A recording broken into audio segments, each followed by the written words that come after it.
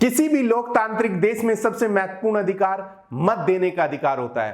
भारतीय संविधान के अनुसार देश में 18 वर्ष की आयु के किसी भी जाति, समुदाय और धर्म के नागरिक को चुनाव में अपने मत के उपयोग का अधिकार है। पर जब आप चुनाव वाले दिन अपने इस मत के अधिकार का उपयोग करने जाते हैं और तब आपको कोई भी प्रत्याशी सही नहीं लगता है जो आपके क्षेत्र की समस्याओं को विधानसभा या लोकसभा में रख सके, तो संविधान में इसका भी आपको अधिकार मिला है। जब आपको किसी भी दल या निर्दलीय प्रत्याशी भी पसंद ना हो तो आप इस अधिकार का उपयोग कर सकते हैं। नमस्कार, मैं Sanjay Ahluwalia, founder of value one. चुनाव आयोग के द्वारा मतदाता को एक विशेष अधिकार प्रदान किया गया है जिसे नोटा के नाम से जाना जाता है। इसका प्रयोग चुनाव में सभी प्रत्याशी को नापसंद करने के लिए किया जाता है। इसे दूसरे शब्दों में हम रिजेक्ट टू ऑल भी कह सकते हैं।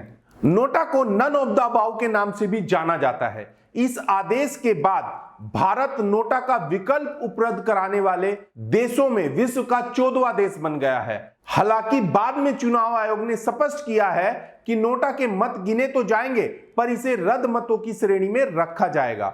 इस तरीके से साफ ही था कि नोटा का चुनाव के नतीजों पर कोई असर नहीं पड़ेगा। नोटा यानी नन ऑफ द अबव, जिसका तात्पर्य यह हुआ कि यदि आपको अपने एरिया का कोई भी नेता पसंद नहीं है तो आप ईवीएम मशीन में दिए गए इस विकल्प नोटा का बटन दबा सकते हैं, जिससे आपका मत खाली नहीं जाएगा, अपितु यह मत रिजल्ट की गिनती में ही गिना जाएगा।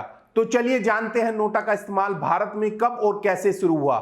साल 2009 में नोटा को वोटिंग के दौरान शामिल करने को लेकर भारत में चुनाव आयोग ने एक अर्जी उच्चतम न्यायालय में दी थी और इस अर्जी में भारत के चुनाव आयोग ने नोटा बटन को ईवीएम मशीन में जोड़ने की बात कही थी। साल 2013 में नोटा के पक्ष में उच्चतम न्यायालय ने अपना फैसला सुनाया था, जिसके बाद इस विकल्प को ईवीएम मशीन में जोड़ दिया गया था और लोगों को कोई भी उम्मीदवार काबिल न लगने पर अपना मत उनको न देने का अधिकार मिल गया था, जो ईवीएम मशीन में सबसे नीचे क्रॉस के साइन से बना होता है।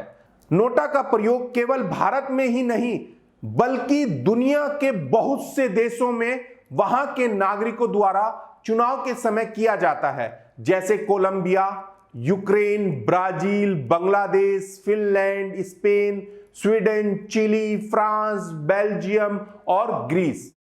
कोलंबिया, ग्रीस, स्पेन में इसे व्हाइट वोट कहा जाता है, अर्जेंटीना में इसे ब्लैंक वोट कहा जाता है, यूक्रेन में इसे अगेंस्ट ऑल कहा जाता है, इंडिया में इसे नोटा कहा जाता है। इस तरह ये अलग अलग देशों में अलग अलग नाम से अलग अलग तरीकों से यूज होता है। हर कोई हमेशा ये सोचता है कि उसके अकेले वोट से लोकतंत्र को क्या फर्क पड़ सकता है। इसका जवाब हमेशा यही होगा कि हां, फर्क पड़ता है।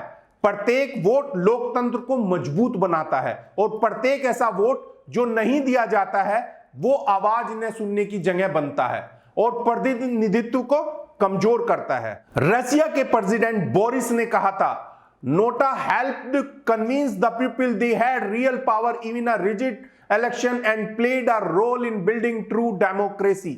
मतदानकर्ता भारत में रहने वाले सभी नागरिकों का मौलिक अधिकार है और हम सबको अपने मत का उपयोग करना चाहिए ताकि अच्छे लोग चुनकर विधानसभा और लोकसभा में जाएं। उम्मीद ही नहीं, मुझे पूरा विश्वास है कि आपको मेरा ये वीडियो पसंद आया होगा। मेरे वीडियो को लाइक एंड शेयर करें, साथ ही मेरे चैनल को सब्सक्राइब एंड बेल आइकन को दबाना ना भूलें ताकि भविष्य में भी बेहद जानकारी आपके साथ साझा कर सकूं। आपको चुनाव या अपने निर्वाचन क्षेत्र से जुड़ी कोई भी जानकारी, समस्या या प्रश्न हो तो आप मुझे बेझिझक संपर्क कर सकते हैं। आपकी निःशुल्क सेवा के लिए सदैव आपके साथ हूं। धन्यवाद।